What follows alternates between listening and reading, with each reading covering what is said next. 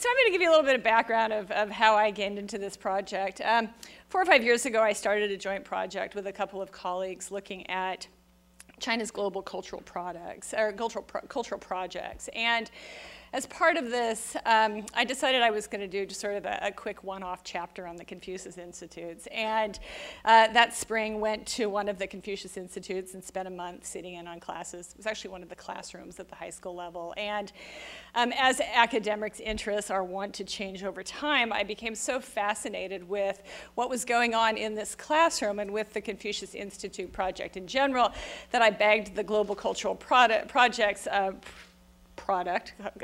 get my words confused here, and launched a long-term project, a 3-4 year project into these cultural, into the Confucius Institutes here. So I was really struck by the kinds of fervor with which Confucius Institutes were being attacked in the media. The Jon Stewart clip here is certainly an indication of how many people have talked about these institutes. And as I started to read about them, one of the things that struck me as quite profound was the fact that nobody actually was doing any research in the classroom itself or at the Confucius Institutes themselves. And this, of course, as an anthropologist, was such a glaring absence in the research that that's how I started this whole project. So what I'm going to do today is I'm going to talk about the Confucius Institute at the high school level, the Confucius Institute classrooms. And I'm going to guide you through one of China's central mechanisms in these projects by looking at what they call their summer bridge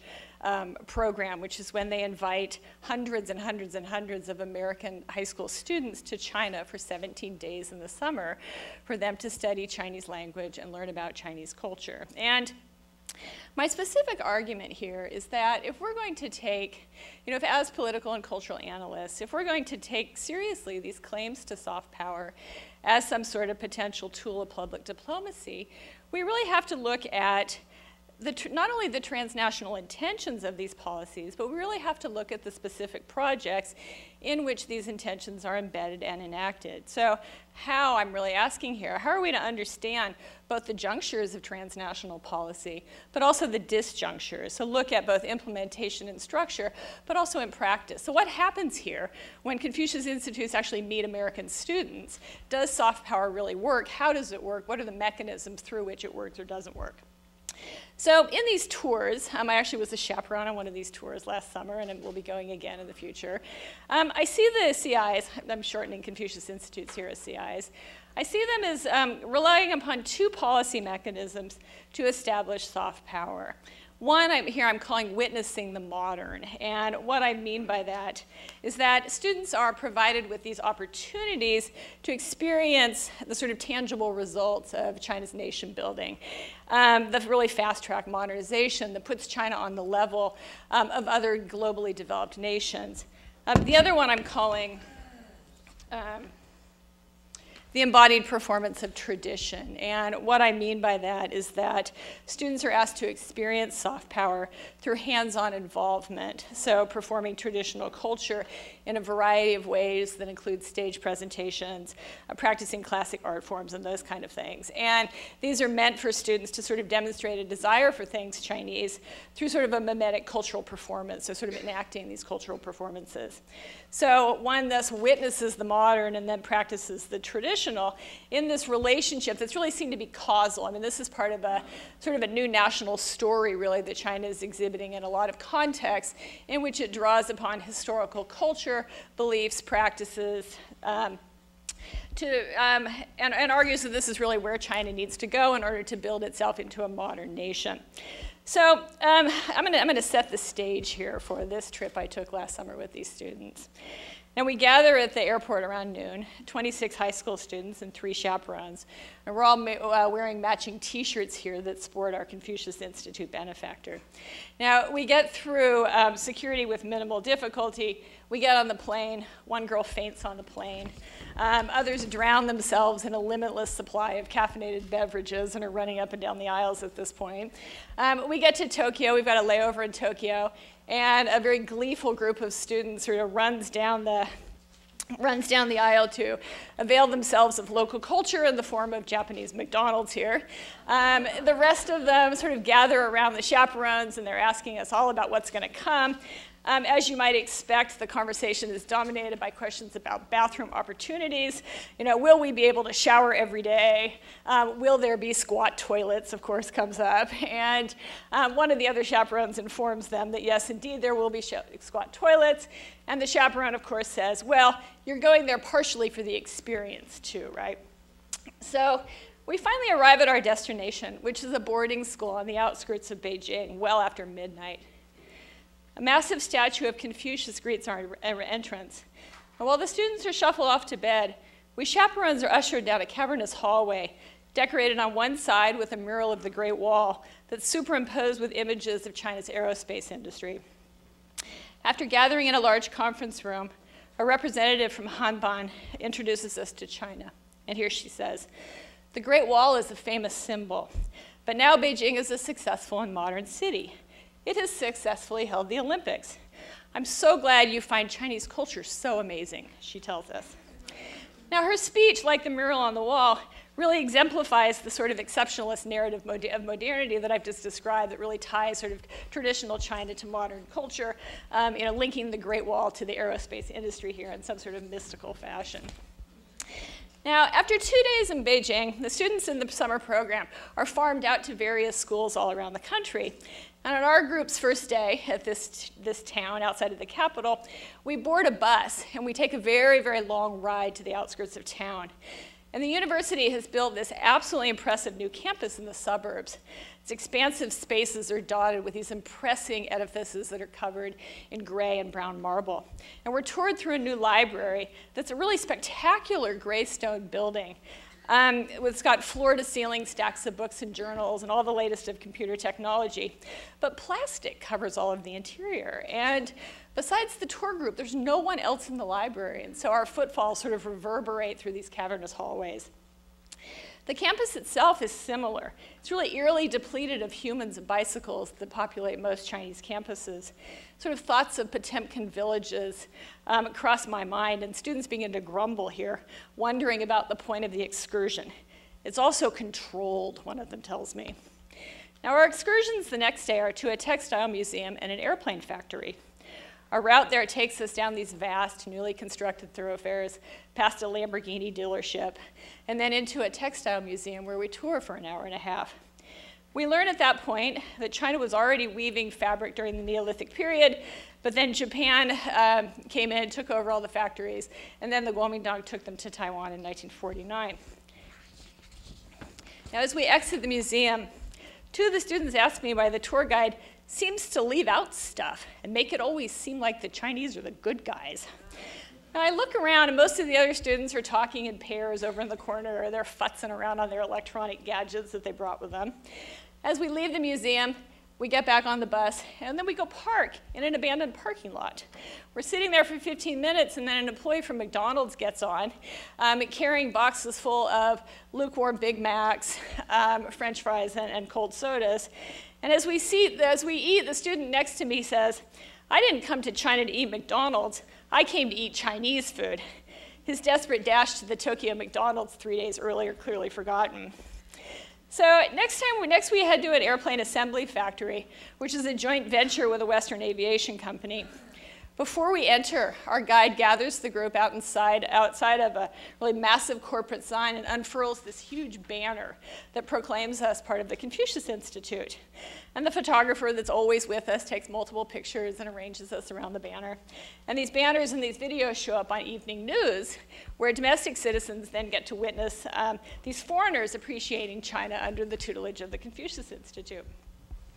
Now, as we return to the hotel, I'm pelted with questions about why, when students were expecting to study Chinese, that we spent all this time at a factory and a museum. We're only 3 days into our trip, and already the long bus rides, the didacticism, the museum visits are really wearing on these students. One of the students says to me, "My mom tricked me into coming here." So the CI program has produced what Anna Tsing in another context is called zones of boredom and unreadability here. And you have these really powerful moments of validation from the perspective of the CI attempts to construct appreciation for China, these museums and these airplane factories, but they're not read by students as identification, but as betrayal and imprisonment. Another student tells me, it feels like jail. So efforts to construct identification through mobilizing China as belonging to the category of the modern universal really fail to resonate with these American students who are seeking particularity, not commonality and not recognition here. Now, China's second mechanism to construct soft power through teaching these students or having these students embody these tradition also really fails to resonate with these students. For the kind of particularity that they're seeking is not, it doesn't sort of reflect the notion of authenticity that the Confucius Institutes are offering here. So typically, after a couple hours of Chinese instruction in the morning, students are gathered into a lecture area for lectures on traditional arts and crafts that they later practice. Now, typically, on one of the days, for instance, we look at opera masks, and the students are rolling their eyes, and they're bored, and they're taking naps. And instead of painting opera masks, they make them look like Planet of the Apes, Batman characters, those kinds of things. And so, clearly, these kind of moments of appreciating China are really not working with these students right here. Now, evening activities actually really helped illuminate some of the disparate assumptions and objectives of the China tour. These highly scripted daytimes often ended with students tired and frustrated, wandering around the hallways of a hotel in search of experiences that seemed less derivative and indistinct. Our hotel was located in a newly emerging area of town that really had very little in the way of entertainment or commerce or anything to do. The one thing it did have was an outdoor night market kind of down at the end of the road. And so I found myself the frequent leader of unscripted nighttime excursions to the market, a place that was understood by students as authentic China.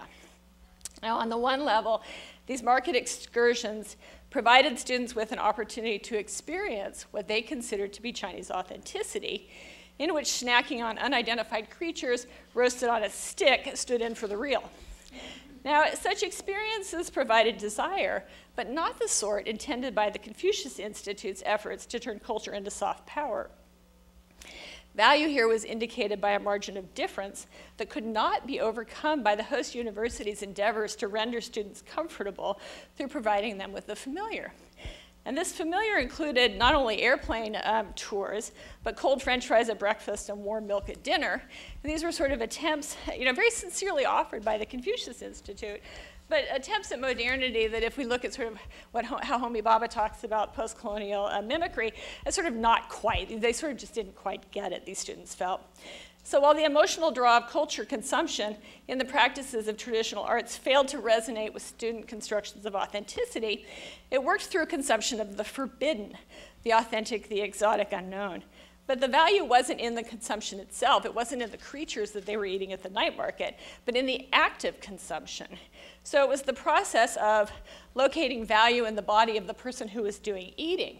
So the students are then performing for each other, right? That they're ingesting these deep-fried silkworms, and they're mugging grimaces for the cameras. And then they're sending these, of course, as Instagrams back home, right? So, and saying, oh, these are gross, right? So it's not what they're eating that's marvelous, but the fact that they are actually performing and eating them themselves, and everybody back home is sort of seeing the fact that they're eating this.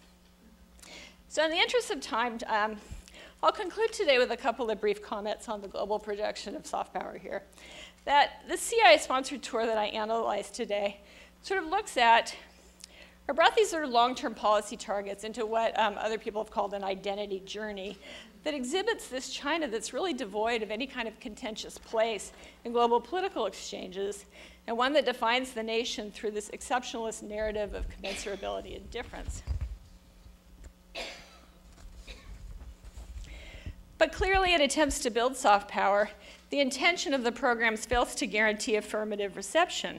For this particular structuring of desire fails to resonate with the policy target's own locally embedded expectations for identity through these really prefigured notions of authenticity.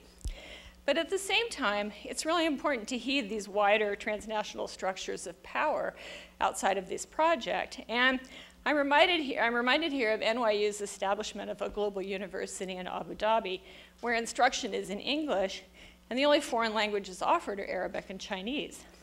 So indeed, Before students leave China, after the summer bridge program ends, they fill out an exit survey. And this exit survey asks them a couple of questions. Do you intend to further your study in China? And do you plan to learn Chinese in the future? Now, interestingly, many of the students answered the first question in the negative, so they say, I'm not coming back to China to study Chinese. But then they say, yes, I do want to continue learning Chinese language. Now, what I've explored elsewhere is that, in fact, this desire for Chinese becomes less a function of the CI program and more itself a result of global economic forces in which Chinese offers the potential mechanism for empowerment in the domestic US context. So of course in the Jon Stewart clip here, I'm gonna become an engineer, I'm gonna learn Chinese, this is gonna be really helpful for me to find a job later on. In Portland, everybody says they're going to learn Chinese and get a job at Nike. What we have here is that language and nation become separated, but clearly beyond the intentions of soft power policy, but perhaps in its ultimate interest.